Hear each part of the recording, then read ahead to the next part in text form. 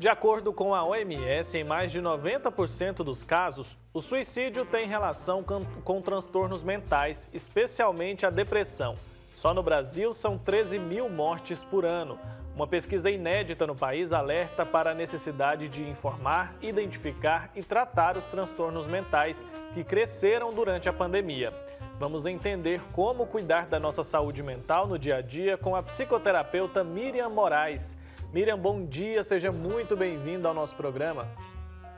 Bom dia, mais uma vez muito bom estar aí com vocês e poder falar sobre esse assunto que realmente tem trazido muitas questões aí para a população em geral, né? Que é um assunto recorrente, mas agora com essa questão pandêmica aumentou bastante. É um assunto muito sério, né, que a gente precisa se atentar. Lembrando que a Marina está lá na casa dela, vai participar aí dessa entrevista junto com a gente, Miriam. E eu queria que você começasse esclarecendo o que é o famoso chamado autocuidado. Então, o autocuidado, ele perpassa por algumas questões. Uma delas, né, a gente está falando de uma saúde física, mental, espiritual, emocional. Então, o autocuidado, ele vai muito além do que as pessoas pensam de a questão de um banho, né, de um cuidado físico, um cuidado com alimentação só. Passa também pelas questões de alimentação, uma boa alimentação, mas principalmente um bom equilíbrio espiritual, né, uma boa conexão, ter um cuidado com o outro, cuidar de si, ouvir o outro, ter alguém que os ouça. Então, uma boa oração, uma boa meditação, isso também perpassa pelo cuidado emocional. Oi, Miriam, bom dia para você. Em relação à saúde mental, o simples fato da gente não ter alguma doença, algum transtorno mental, já é prova de que a gente tem uma boa saúde mental ou não? Vai muito além disso? Não, vai muito além disso, Marina. Na verdade, nós temos várias síndromes, né, que nós podemos falar, mas assim, estar numa posição de equilíbrio não significa ter equilíbrio, ou estar numa posição de supostamente desequilíbrio não significa estar adoecido. Eu vou tentar explicar isso de uma forma mais leve, assim. Vamos lá, vamos pensar assim.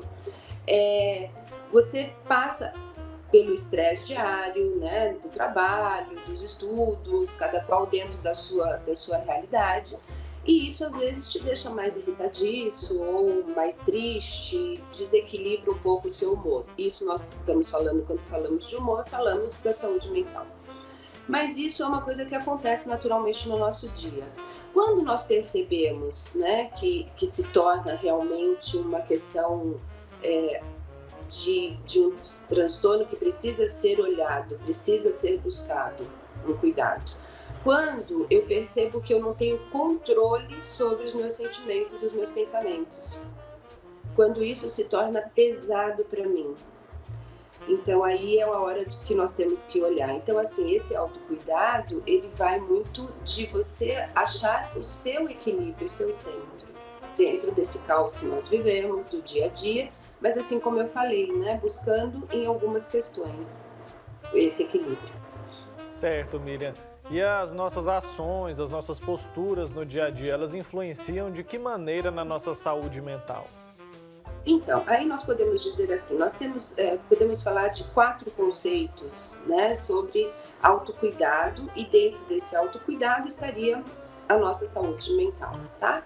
Então, vamos falar assim, vamos destrinchar isso e colocar saúde física, né? Que a saúde física diretamente vai estar relacionada ao meu mental também. Então, ter uma boa alimentação, fazer um exercício físico, porque o exercício físico, nós sabemos que ele libera algumas substâncias no nosso organismo, né? Assim como a serotonina, que nos dá prazer, ele diminui nosso cortisol, que é o hormônio do estresse. Então, ter um bom condicionamento físico, isso é importante.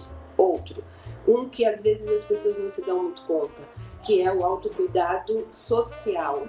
O que significa isso? Significa você manter as suas relações. Hoje nós não estamos podendo muito, né, sair, ter muitos contatos externos, mas Em outra ocasião nós falamos sobre isso e eu vou reforçar. Vamos usar o que é possível. Veja, a Marina está na casa dela, eu estou no meu consultório, você aí no estúdio, mas ainda assim estamos conseguindo ter essa socialização e passar essas informações. Então, fazer boas conexões com amigos, familiares, né? Vem aquela questão que eu falei do ouvir e ser ouvido. Então, assim, abra-se, né? Coloque o seu sentimento, uma boa conexão com Deus, com a sua espiritualidade, isso ajuda muito. Tem ainda a questão, aí nós entramos já na questão espiritual, né, com essa questão da compaixão, autocompaixão, compaixão pelo outro, e a questão emocional. A questão emocional eu falo que é a mais difícil, porque a questão emocional é onde a gente fala assim, a gente precisa aprender a se perdoar, a gente precisa aprender a não se cobrar tanto, e é o que mais fazemos, né? Parece que nós nunca estamos satisfeitos, parece que nunca estamos fazendo o suficiente. E isso gera um nível de estresse muito grande que acaba afetando muito a questão da saúde mental. A gente vê isso muito nos adolescentes, nos adolescentes que estão na fase de vestibular, nas crianças mesmo, que hoje em dia são tão solicitadas, né? Com tantas coisas a serem feitas. E entre outros, né? A gente passa pelos idosos e tal. Então, em cada idade, em cada faixa etária, a gente vai ter uma questão que vai ser mais pontual nesse sentido. Miriam, nós estamos no Setembro Amarelo, que é um mês aí de campanha, de conscientização, enfim, de falarmos sobre o suicídio, que até um tempo atrás era um tabu, né? Muita gente nem gostava de falar, mas enfim, é um problema que existe. E como nós vimos aí no enunciado, e o que ele disse, que 90% dos casos de suicídio estão ligados à questão da depressão. O porquê que isso acontece, Miriam? A depressão é algo tão forte, assim, que a pessoa vê nesse ato, né, no suicídio, que é algo tão triste, a única saída para ela é mais ou menos isso que acontece? Exatamente, Marina. E pegando dados da OMS, então, né, nós vamos dizer assim, a OMS diz que o que ela considera, né, como um indivíduo saudável. O indivíduo saudável é aquele que consegue passar por todas as suas atividades, até pelas atividades que causam estresse, né, mas sem deixar isso afetar a sua questão emocional. Exemplificando isso, é dizer o seguinte: nós até falamos isso agora há pouco, mas vamos repetir dizendo assim, olha, eu passo o meu dia todo, eu passo por todas as minhas questões, mas quando eu chego na minha casa, ou quando eu chego no meu ambiente, eu consigo relaxar, eu consigo ter uma boa noite de sono, eu consigo ter um sono que me recupera, né? E consigo no dia seguinte seguir. Isso é, para a OMS, uma vida saudável, né? Um indivíduo saudável. Mas hoje nós estamos vendo cada vez mais, por conta dessa rigorosidade, da pressão da sociedade, da pressão dos pais para com os filhos, dos filhos para com os pais, nós temos visto muito as pessoas não conseguirem entrar nesse processo sadio. Então eu vou acumulando questões, né? De hoje eu passo para amanhã, de amanhã para depois, até que chega um momento em que realmente o indivíduo não entende mais saída. Ele não entende, percebe? Assim, não é ele não vê, ele não entende, ele não consegue entender nada que ele possa fazer que seja resolutivo na questão. E aí é onde, infelizmente, acredita que o suicídio, né, seria o suicídio no sentido da fuga. Na verdade, o suicídio não passa de uma questão de fuga, né? O indivíduo está tentando fugir daquela relação que não está boa para ele. Olha, eu posso te dizer, eu vou dizer para vocês, assim, é triste falar, mas assim, é muito bom que nós possamos falar sobre isso de forma clara e consciente, porque isso tem sido muito recorrente. Nós temos visto muito isso em todas as faixas etárias. Antigamente víamos homens, né, principalmente homens, pais de família, quando por algum motivo perdiam um emprego, tinha alguma questão, e aí achavam que não iam mais conseguir suprir as necessidades da família, então cometiam esse suicídio. Hoje em dia não, hoje em dia nós estamos vendo de adolescentes a idosos, então realmente é um assunto que deve ser muito bem olhado, falado, para que as pessoas se conscientizem que sim, né, tem saída. É importante a gente falar de saúde mental, conversar, né, Miriam? A gente percebe que existe um preconceito muito grande. Tem gente que tem medo de tocar nesse assunto, outras pessoas têm aquela ideia de que se trata aí de falta de vontade, se trata de falta de fé, e não é nada disso, né? A gente precisa entender que é uma questão de saúde mesmo. Exatamente, não é falta de nada disso, né?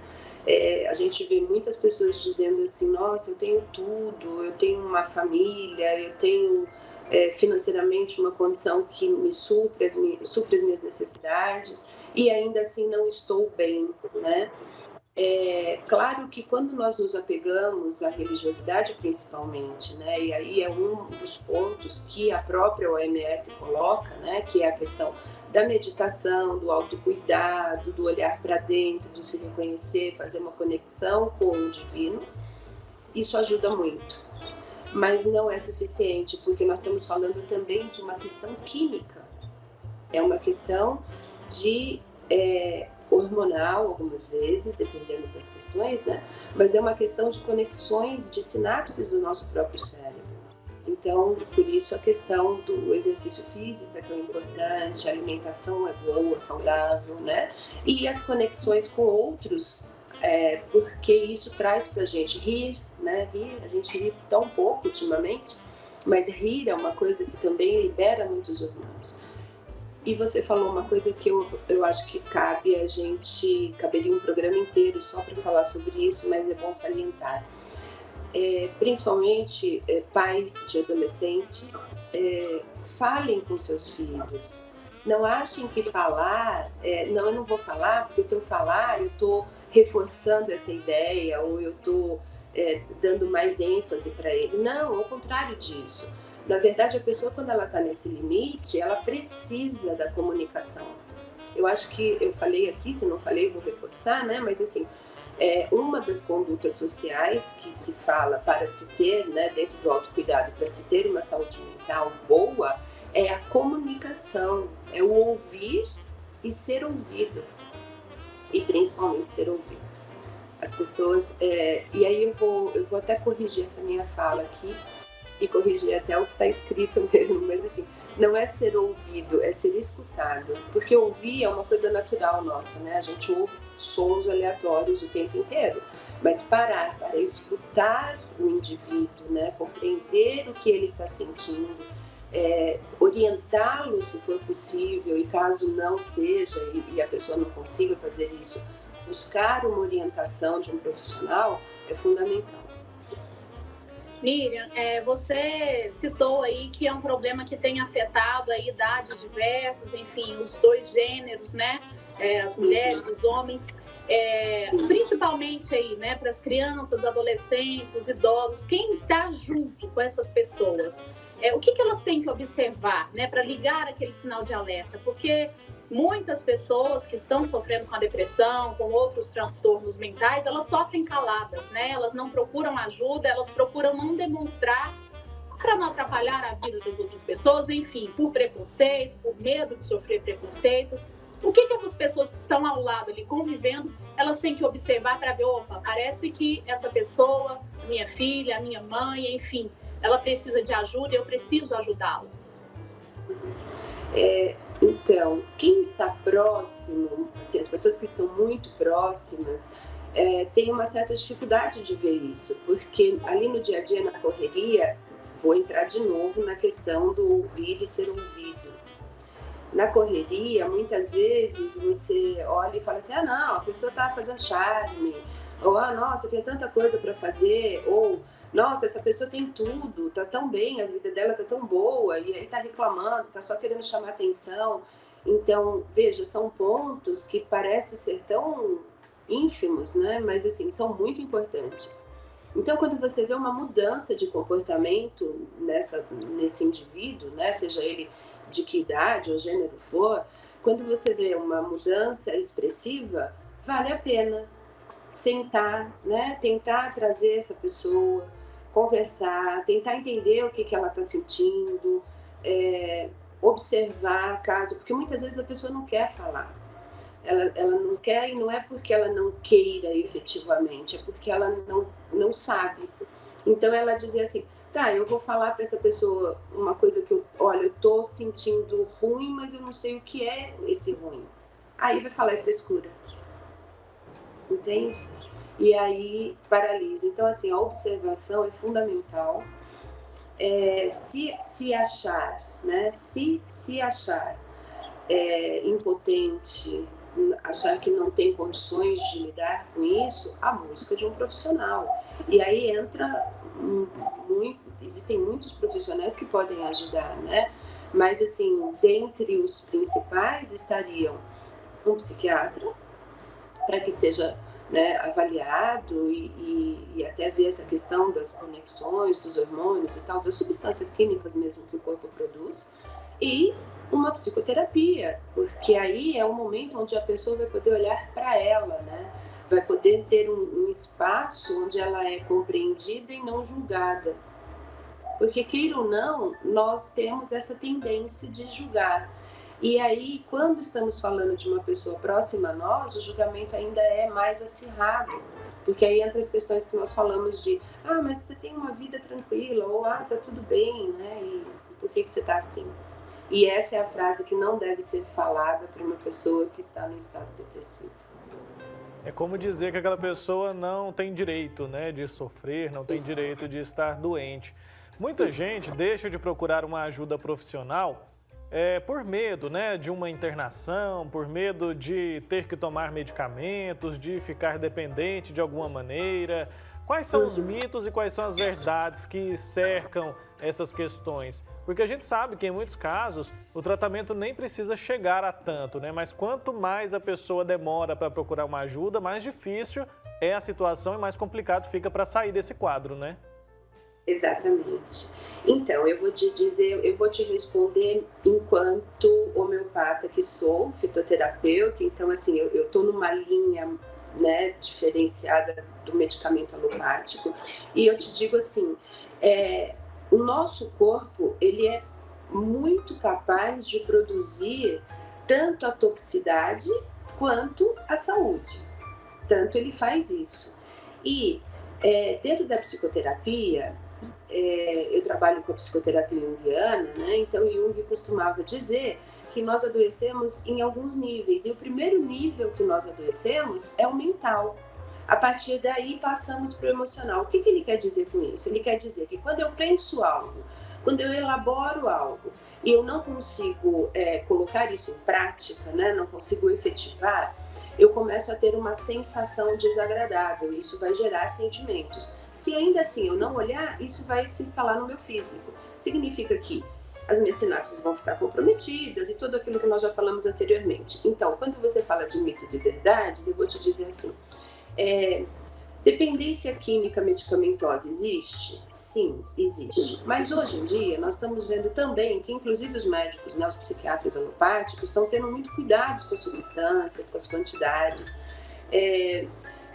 É possível tirar um medicamento? Sim, né? Também é possível. É necessário um medicamento alopático? Algumas vezes ele é sim necessário. Então, assim, tirando esse mito de que não, eu não posso ir a um psiquiatra, porque caso eu vá a um psiquiatra, eu tô maluco. Não, você só está buscando um equilíbrio naquele momento em que daqui a pouco você pode saná-lo. Eu, enquanto homeopata, uso as homeopatias, uso fitoterápicos, que trabalham essa questão para quê? Para deixar a pessoa mais calma, para aliviar os pensamentos. Outro mito, a pessoa depressiva vai ser depressiva para a vida toda. Não. A partir do momento que ela entra num processo terapêutico, e aí, se isso for feito, né, num tempo certo, a probabilidade dela nem precisar entrar numa questão medicamentosa é muito grande, porque ela começa pelo autoconhecimento. O que é que me causa isso? E se eu pôr em prática essa minha ideia do suicídio mesmo, né? O que eu vou resolver? Porque normalmente as pessoas pensam assim porque elas se acham um peso. Eu estou sendo um peso para minha família, eu estou sendo um peso no meu trabalho, eu estou sendo um peso. Então, se eu morro, eu tiro o peso. Quando a pessoa compreende que se isso acontece, ela gera ainda um peso maior, né? Pela falta, pela tristeza e por tudo mais que vai acontecer ao redor dela, ela começa a entender que então tá, essa não é a saída. Se eu não quero ser um peso, eu preciso estar melhor. Então, mito outro, quem faz terapia porque também está desequilibrado, é doido, nunca mais vai se curar. Também não é verdade. E é possível sim o tratamento, e é possível sim alcançar o equilíbrio, e eu mesma no consultório já tive grandes experiências assim, de pessoas que chegaram muito ruins e conseguiram se colocar. Bom demais, Miriam. A gente fica feliz sabendo que tem muitos profissionais como você, e é exatamente sobre isso que eu quero te fazer uma pergunta agora. Principalmente agora no momento de pandemia, que a gente sabe que muitas pessoas estão aí angustiadas, principalmente com isolamento social. Tem pessoas de boa vontade, que não são profissionais da área, mas que se oferecem para ajudar, né, para abrir um canal de conversa, enfim, para tentar ajudar essas pessoas que estão passando por esses momentos difíceis. Até que ponto isso é bacana? Tem que ter um certo cuidado. Essas pessoas, né, de boa fé, que estão aí com boa vontade de ajudar, elas têm que ter algum tipo de cuidado, têm que ter algum tipo de conhecimento para realmente conseguir ajudar essas pessoas? Então, aí, Marina, nós estaríamos falando assim, sim, tem pessoas, e sim, é bom também, eu preciso até tomar um certo cuidado com essa minha fala, para não parecer que a gente está descartando essas pessoas, e elas realmente são fundamentais, né? Nós temos, inclusive, algumas ONGs, algumas coisas aí que fazem esse trabalho, mas eles têm um preparo, né? Eles têm um preparo para a fala. E na maioria das vezes, esses lugares ou essas pessoas, eles nem falam, eles escutam. Lembra do ouvir e escutar? Então, eles escutam a pessoa. Então, eles estão ali muito mais para escutar o que aquela pessoa tem a dizer, e isso se torna um desabafo, um alívio, do que efetivamente para se posicionar. Na questão do posicionamento, eu penso que o profissional da área, seja em qual for, ele teria muito mais subsídio, sem dúvida nenhuma. Eu costumo dizer aqui no consultório que quando alguém entra, nós nos tornamos a mesma pessoa, né? Eu faço uma conexão ali e eu recebo a fala, o sentimento daquela pessoa, tiro a emoção que ela traz e devolvo a razão. Então, fazer isso não é muito fácil, porque a gente tem que estar também muito equilibrado, né? Para que a gente consiga. Então, de repente, alguém chega, vamos pensar assim, numa roda de amigos, ou uma pessoa próxima, muito querida, muito cuidadosa, né? Mas aí eu chego lá e falo para ela, olha, eu estou num desespero, eu não sei o que fazer, né? E me abro. Essa pessoa, provavelmente, para me acolher, ela vai reforçar em mim o que me causou esse dano. Porque eu vou dizer para ela assim, olha, eu tenho um patrão que ele me trata mal, eu tenho um marido, eu tenho um filho, e aí a forma com que normalmente as pessoas no senso comum fazem para acolher o outro é dizer assim, não, você tem razão, é mesmo, você tem que fazer outra coisa, não, essa pessoa... Então isso acaba, se eu já estou irritada, acaba trazendo ainda mais e reforçando ainda mais aquele sentimento, e aí é um risco, entende? Então assim, o escutar é fundamental. O opinar aí já se torna uma questão problemática, que tem que se cuidar. Tá certo, Miriam. Quero agradecer o seu tempo, viu? Acho que a gente poderia ficar horas e horas aqui conversando sobre esse assunto. É um tema que merece sim a nossa atenção. Acho que informações como as que você trouxe aqui pra gente podem salvar vidas com certeza. Mas o nosso tempo infelizmente acabou. Muito obrigado pela sua participação. Até uma próxima oportunidade. Eu que agradeço, obrigado. Um beijo para todos. Espero ter podido contribuir mais uma vez e estou sempre à disposição, que realmente é um assunto que deve ser falado e escutado. Exatamente, escutar. Aprendemos hoje então, né, gente, um pouco mais sobre esse assunto que é muito sério, que que merece sim a nossa atenção. Entendemos direitinho, né, Marina?